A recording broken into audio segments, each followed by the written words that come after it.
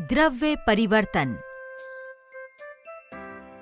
इस वीडियो के उद्देश्य हैं क. समझना है कि क्रिस्टलीकरण की प्रक्रिया क्या है।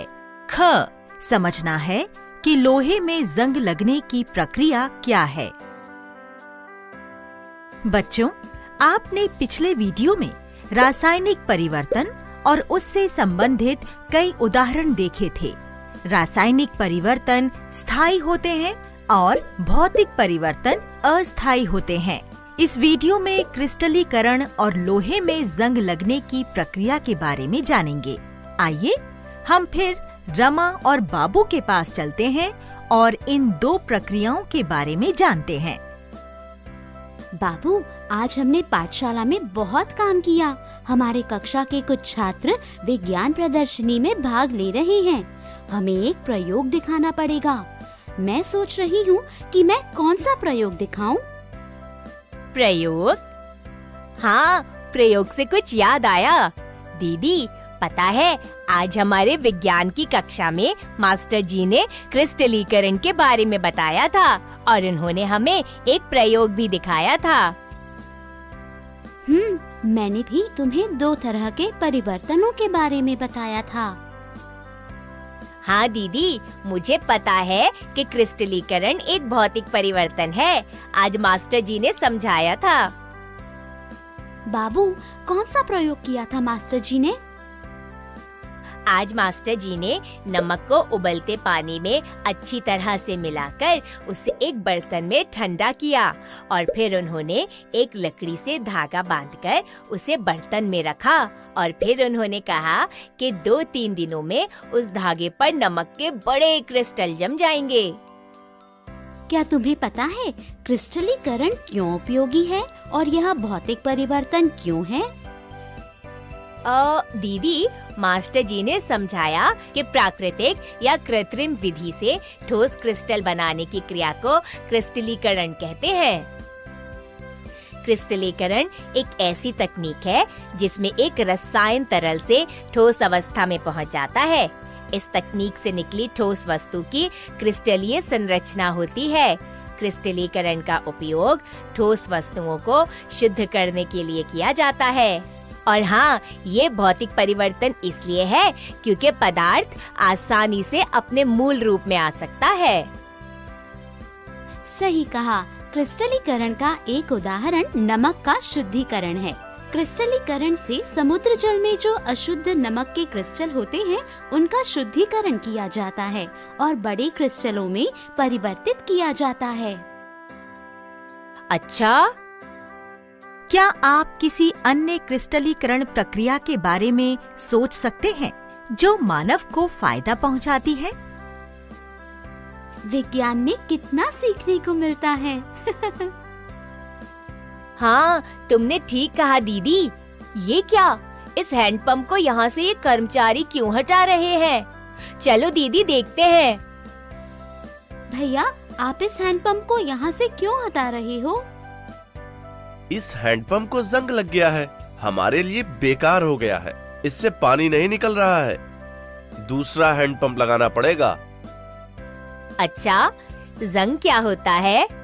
मुझे इसके बारे में कुछ जानकारी है, पर मैं और जानना चाहूँगा। देखो, यहाँ भूरे रंग की परत देख रहे हो? इसे जंग कहते हैं। इस वजह से ये पंप खराब हो गया। हाँ, देख रहा हूँ। ऐसी परत तो मैंने हमारे घर के लोहे के दरवाजे पर भी देखी थी, पर उसको पिताजी ने क्यों नहीं निकाला? बाबू, चलो हम घर की तरफ चलते हुए बात करते हैं। मैं इस प्रक्रिया के बारे में तुम्हें बताऊंगी। ठीक है दीदी। बाबू, कुछ दिन पहले मैंने तुम्हें रासायनिक परिवर्तन के बारे में समझाया था। क्या तुम्हें याद है? अरे हाँ हाँ, याद है दीदी। तुमने कहा था कि ये परिवर्तन स्थायी है, इसे बदल नहीं सकते और परिवर्तन के बाद एक नया पदार्थ बनता है। वाह, तुम्हें तो सब याद है। जंग लगना भी एक अनुपयोगी रासायनिक परिवर्तन है। लोहे की वस्तु को जब हम खुले में रखते हैं तो भूरे रंग की परत जम जाती है, जिसे जंग कहते हैं। यह लोहे की चीज को खराब कर देता है। दीदी, घर आ गया। तुम इधर बैठो, मैं एक कागज पर लिखकर समझाती हूँ। सभी परिवर्तनों के लिए कुछ परिस्थितियों की आवश्यकता होती है। दीदी, जंग कैसे लगता है? जंग लगने के लिए हवा में नमी की जरूरत होती है। लोहा हवा में मौजूद ऑक्सीजन और पानी से मिलकर एक रासायनिक परिवर्तन करता है, जिसके कारण जंग बनता है। लोहे के एटम, वस्तु के सबसे छोटे कण, पानी और ऑक्सीजन से मिलकर एक नया पदार्थ बनाते हैं, जिसे आयरन ऑक्साइड कहते हैं। सामान्य भाषा में इसे जंग कहते हैं। ओ, अगर जंग लगने से लोहा खराब होता है तो फिर काफी दिक्कत है ना दीदी। हमारे दरवाजे, खिलौने, औजार, उपकरण, खेतों में इस्तेमाल होने वाली मशीन, ये सभी लोहे के ही तो हैं। खिलौने ही क्यों, बड़े वाहन जैसे कार, बस, ट्रक, सेतु इत्यादि, ये सब भी लोहे के ही बने होते हैं। इसका मतलब है कि जंग से बहुत ज्यादा नुकसान हो सकता है। पता है बाबू, जंग लगना काफी हद तक रोका जा सकता है। ये कैसे हो सकता है दीदी? हम उन परिस्थितियों को रोक सकते हैं जिससे परिवर्तन हो रहा है। जैसे कि हम लोहे पर एक परत लगा सकते हैं, जिससे लोहा हवा के सीधे संपर्क में न आए। हम लोहे की चीजों को रंग कर सकते हैं। तो पिताजी से कहकर इस लोहे के गेट को रंग लगवाना पड़ेगा। हाँ, इसलिए तो कार, बस जैसे वाहन को पेंट करते हैं। और हमारे घर के पाइप भी लोहे के हैं। घर में लोहे के पाइप और नलों पर भी एक परत चढ़ती है। पता है, मेरे ऊपर जिंक की परत चढ़ती है। इसे गैल्वेनाइजेशन कहते हैं। इसकी वजह से मैं जंग लगने से बच जाता हूँ। बाबू, हमारे स्टील के बर्तन भी लोहे से बने होते हैं।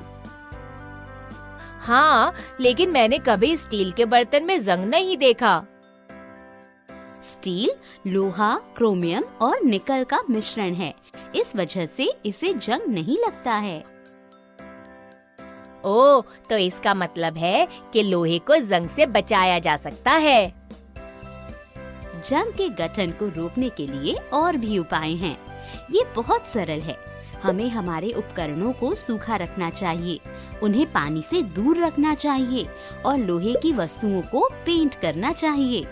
ऐसा करने से हम अपनी चीजों को जंग से बचा के रख सकते हैं। सवारी के बाद हमें अपनी बाइक, स्कूटर या साइकिल पर जमे हुए पानी को भी सुखाने से यह वाहन जल्दी खराब नहीं होंगे। दीदी, इतनी महत्वपूर्ण जानकारी देने के लिए आपका धन्यवाद। चलो घर के अंदर चलते हैं। बच्चों, इस वीडियो में हमने जंग लगने और क्रिस्टलीकरण के बारे में सीखा है। फिर मिलेंगे।